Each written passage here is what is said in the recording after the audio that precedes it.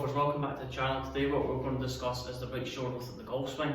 If you are new to the channel, make sure you hit that subscribe button, like each video that I post so you can receive, let's say, a notification every time. If you're a subscriber, every time that I publish a video, you receive a notification of that tip or that desired job that you can use to improve your golf swing. So let's get into this.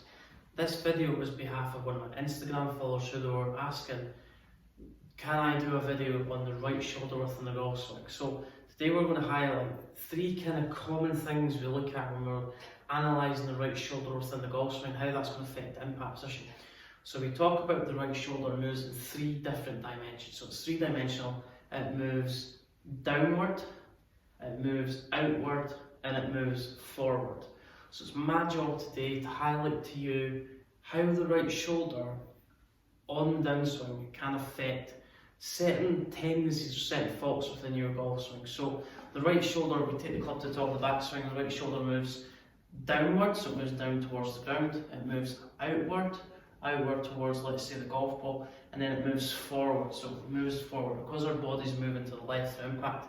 That's our right shoulder being pulled along to the right. So we're going to talk about kind of the first common fault I see within golfers who, let's say if you're a golfer who struggles with a path too much from the inside, you're struggling with big blocks to the right or big hooks through impact. So that if you're that golfer, your tendency is you get to the top of the backswing and the right shoulder moves down too early. So the right shoulder moves down too early and we almost get the right shoulder stuck behind our hips or our back. So the right shoulder moves down too early instead of outward a little bit more. And that's where the path gets a little bit stuck from the inside. So you get to the top of the backswing, the right shoulder moves down too early, and that's where we get a little bit stuck. So let's flip that on its head. So we're going to do two common faults first and two simple fixes to, let's say, eradicate that fault. So if you're a slicer of the golf ball, so a slice is one of the most common faults we see in golf. It plagues a lot of distance. It actually affects our ego quite a lot in terms of our confidence and generally wanting to come back and play the game. So if you're that golfer, your tendency, so when you get to the top of the backswing, I've covered it extensively over the last kind of few videos, how the right shoulder wants to move out towards the golf ball too early on the downswing. So we get to the top of the backswing, the tendency is when golfers swing over the top, that right shoulder wants to move out a little bit too early towards the golf ball. So it doesn't move down enough, it moves outward too early, and that's where we get a path. Let's say the club's travelling a little bit outside on the way down, and the club's moving left through impact. So if you are somebody who struggles with, let's say, gets stuck on the downswing, what we need to feel like we're doing when we get to the top of the backswing is the reverse opposite of that. So if you move down too early, what we want to feel like we're doing is the right shoulder moves a little bit more outward towards the golf ball. So it's moving a little bit more outward. That's the feeling to kind of implement. So it's moving a little bit more outward towards the golf ball as opposed to dropping a little bit too much down to start off with. The second fault, obviously, is the over the top. So we're just flipping that on its head. So the right shoulder is moving outward too early. We know that if you're struggling over the top swing path, if you're struggling with a slice.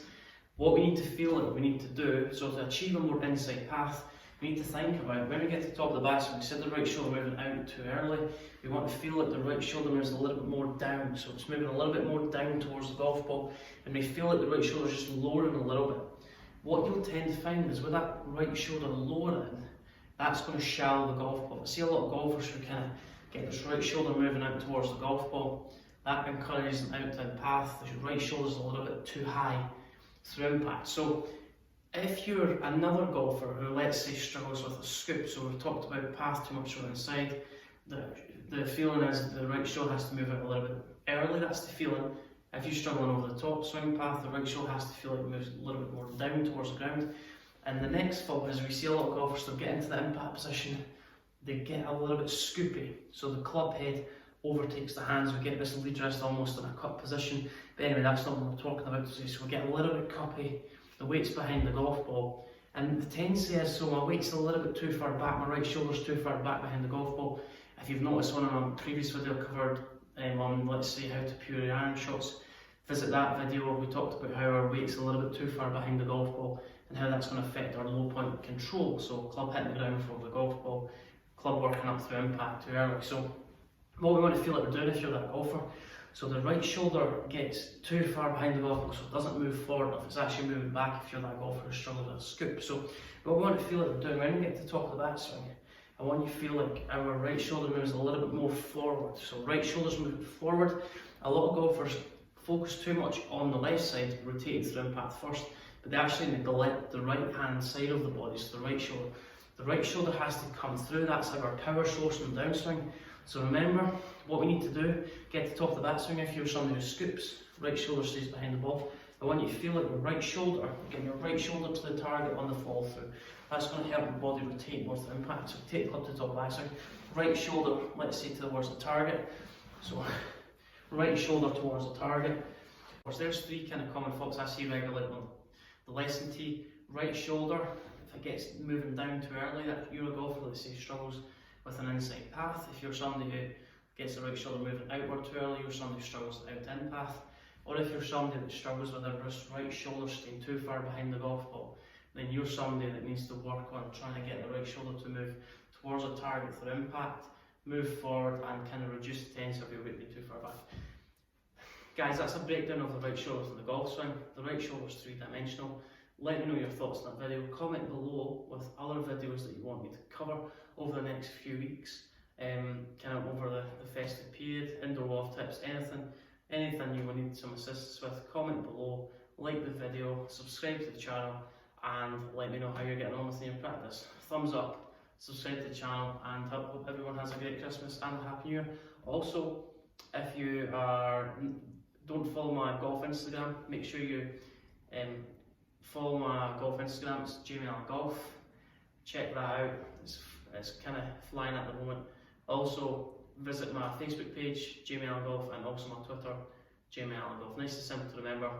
Hope everyone has a great time.